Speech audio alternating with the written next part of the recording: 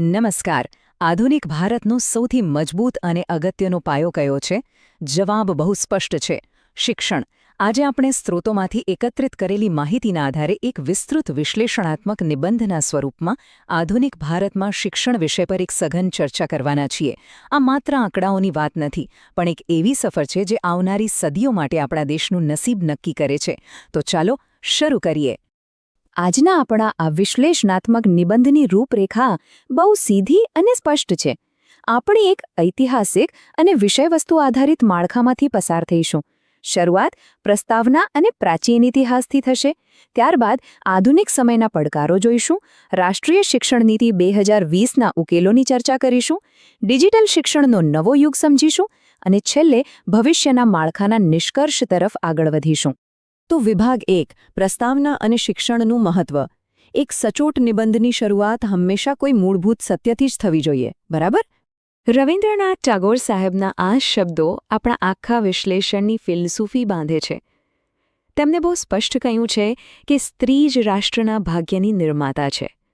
સ્ત્રોતો પણ એ જ દર્શાવે છે કે જ્યાં સુધી સમાજમાં સર્વસમાવેશક શિક્ષણ ન હોય અને ખાસ કરીને મહિલાઓને સમાન તકો ન મળે, ત્યાં સુધી દેશની સાચી પ્રગતિનો વિચાર કરવો જ અશક્ય છે.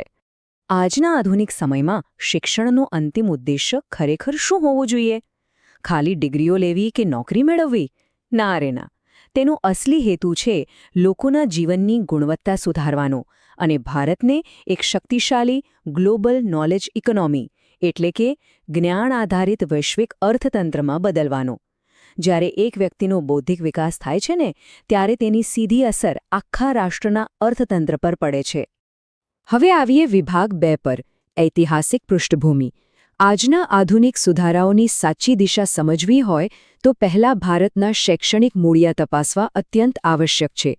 ભૂતકાળ સમજ્યા વિના ભવિષ્યની ઇમારત ક્યારે ન ચણાય. સદીઓથી આપણી શિક્ષણ પદ્ધતિ કઈ રીતે બદલાઈ છે એ જોવું ખરેખર બહુ રસપ્રદ છે.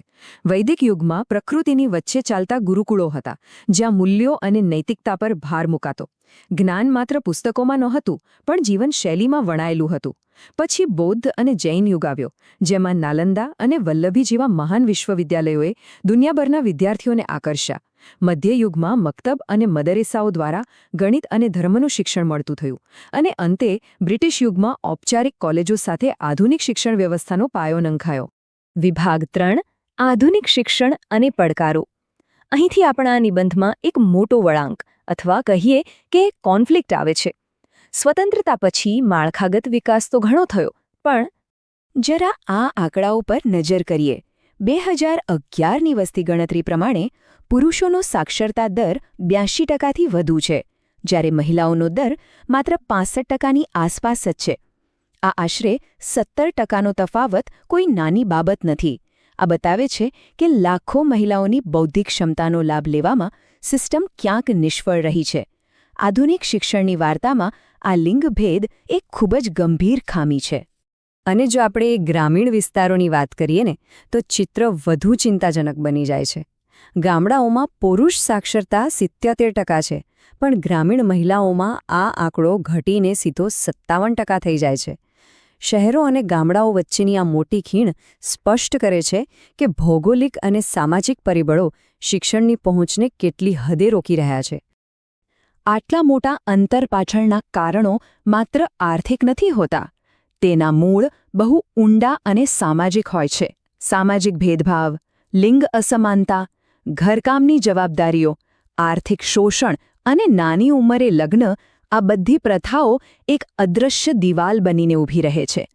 આ માળખાગત અવરોધોને કારણે દીકરીઓ માટે વર્ગખંડના દરવાજા કાયમ માટે બંધ થઈ જાય છે, જે આખા રાષ્ટ્રની પ્રગતિને ધીમી પાડે છે. હવે જોઈએ વિભાગ 4, રાષ્ટ્રીય શિક્ષણ નીતિ એટલે કે NEP 2020. આપણા નિબંધમાં અત્યાર સુધી ચર્ચા કરેલા તમામ પડકારોનો સચોટ ઉકેલ આ ઐતિહાસિક સુધારામાં રહેલો છે. જૂની અને નવી સિસ્ટમ વચ્ચેનો વૈચારિક તફાવત બહુ રસપ્રદ છે. આપણી જૂની 10+2 સિસ્ટમમાં આર્ટ્સ, સાયન્સ અને કોમર્સ વચ્ચે મોટી અને કડક દિવાલો હતી. સૌથી મોટી ખામી એ હતી કે તેમાં ગોખણપટ્ટી અને માર્ક્સ પર જ વધુ ભાર અપાતો હતો. તેના સ્થાને હવે આ નવી 5+3+3+4 સિસ્ટમ લાવવામાં આવી છે. આ સિસ્ટમ સંપૂર્ણપણે લવચીક અને બહુવિદ્યાશાખીય છે. અહીં ગોખવાને બદલે સર્વાંગી વિકાસ અને ક્રિટિકલ થિંકિંગ એટલે કે તાર્કિક વિચારસરણી પર ધ્યાન કેન્દ્રિત કરવામાં આવ્યું છે. આ નવા 5+3+3+4ના માળખાને 4 તાર્કિક તબક્કામાં વહેંચવામાં આવ્યું છે. આ માળખું બાળકના મનોવિજ્ઞાન મુજબ કામ કરે છે. ફાઉન્ડેશનલ સ્ટેજમાં પાયાનું જ્ઞાન રમતગમત દ્વારા અપાય છે અને પછી ધીમે ધીમે પ્રિપેરેટરી, મિડલ અને સેકન્ડરી સ્ટેજ તરફ આગળ વધતા વિદ્યાર્થીઓને ઉચ્ચ સ્તરના વિશ્લેષણ તરફ દોરી જવાય છે. દરેક તબક્કો આગામી તબક્કા માટે એક નક્કર જમીન તૈયાર કરે છે. આ નવી નીતિનો એક સૌથી ક્રાંતિકારી ખ્યાલ છે બહુભાષાવાદ. આનો સીધો અર્થ એ છે કે ઓછામાં ઓછા ધોરણ 5 સુધી માતૃભાષા અથવા પ્રાદેશિક ભાષામાં જ શિક્ષણ આપવું. આ નિર્ણયનું મનોવૈજ્ઞાનિક મહત્વ જબરદસ્ત છે. આનાથી કોઈ નવી કે વિદેશી ભાષાનો ડર દૂર થાય છે. બાળકો ભાષા સમજવામાં પોતાની ઊર્જા વેડફવાને બદલે સીધા જ વિજ્ઞાન કે ગણિતના પાયાના ખ્યાલોને સ્વાભાવિક રીતે સમજી શકે છે. વિભાગ 5 ડિજિટલ શિક્ષણનો નવો યુગ. માત્ર કાગળ પર અત્યાધુનિક નીતિઓ બનાવી ક્યારે પૂરતી નથી હોતી. આ નીતિઓને છેવાડાના ગામડા સુધી પહોંચાડવી પડે. અહીં એક બહુ મોટો અને સ્વાભાવિક પ્રશ્ન ઊભો થાય છે. અત્યાધુનિક સુવિધાઓ ધરાવતા મોટા શહેરો અને પાયાની સુવિધાઓ માટે સંઘર્ષ કરતા ગામડાઓ વચ્ચેના આ વિશાળ શૈક્ષણિક અંતરને ખરેખર કેવી રીતે દૂર કરી શકાશે? આ જટિલ સમસ્યાનો ઉકેલ ડિજિટલ વ્યૂહરચનાઓમાં છુપાયેલો છે. સ્વયં જેવા ઓનલાઇન પ્લેટફોર્મ દેશની શ્રેષ્ઠ યુનિવર્સિટીના લેક્ચર સીધા જ ગામડાના વિદ્યાર્થીના ફોન સુધી પહોંચાડે છે. આર્ટિફિશિયલ ઇન્ટેલિજન્સનો ઉપયોગ કરીને વિદ્યાર્થીની નબળાઈઓ શોધીને તેને પર્સનલાઇઝ શિક્ષણ આપી શકાય છે. આ ડિજિટલ સાધનો સાચા અર્થમાં શિક્ષણનું લોકશાહીકરણ કરે છે. તેઓ ભૌગોલિક અંતર ભૂંસી નાખે છે અને દેશના કોઈપણ ખૂણે સમાન ગુણવત્તાયુક્ત શિક્ષણ પહોંચાડે છે. જો કે આ બધી જ ક્રાંતિકારી યોજનાઓ માટે મોટા ભંડોળની જરૂર તો પડે જ, અને તેથી જ આ આંકડો અત્યંત મહત્વનો છે. 6%. રાષ્ટ્રીય શિક્ષણ નીતિમાં શિક્ષણ ક્ષેત્રે જાહેર રોકાણને દેશની જીડીપીના 6% સુધી લઈ જવાનો પ્રસ્તાવ છે.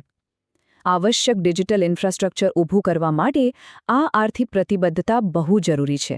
આ કોઈ સામાન્ય ખર્ચ નથી, પરંતુ દેશના ભવિષ્યમાં કરેલું સૌથી મોટું રોકાણ છે. હવે વિભાગ 6 નિષ્કર્ષ. આપણા આ ઐતિહાસિક અને વિશ્લેષણાત્મક પ્રવાસના અંતિમ ભાગ તરફ આવીએ. ભવિષ્યનું માળખું.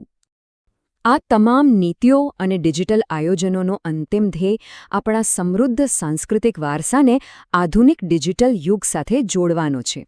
આ વિઝન છે ભારતને માત્ર એક વિકાસશીલ દેશ નહીં, પરંતુ 21મી સદીના પડકારોને પહોંચી વળવા સક્ષમ ગ્લોબલ નોલેજ સુપરપાવર બનાવવાનું. એક એવો સમાજ જ્યાં સમાનતા અને વૈશ્વિક સ્પર્ધાત્મકતા બંને એક સાથે હાજર હોય. આપણી આ વિસ્તૃત સમીક્ષાના અંતે એક ગહન વિચાર માંગતો પ્રશ્ન સૌની સામે રહે છે. શું આ વ્યાપક નીતિઓ અને ડિજિટલ સુધારાઓનું સફળ અમલીકરણ ખરેખર દરેક ભારતીય વિદ્યાર્થીની અંદર રહેલી અનોખી ક્ષમતાઓને સંપૂર્ણપણે ખીલવી શકશે? નીતિઓ ખૂબ સારી છે, પણ તેનો અમલ જ સાચું પરિણામ નક્કી કરશે. આ એક એવો પ્રશ્ન છે જેનો જવાબ આવનારી પેઢીઓના ભવિષ્યને આકાર આપશે. આ રસપ્રદ વિશ્લેષણમાં જોડાવા બદલ ખૂબ ખૂબ આભાર.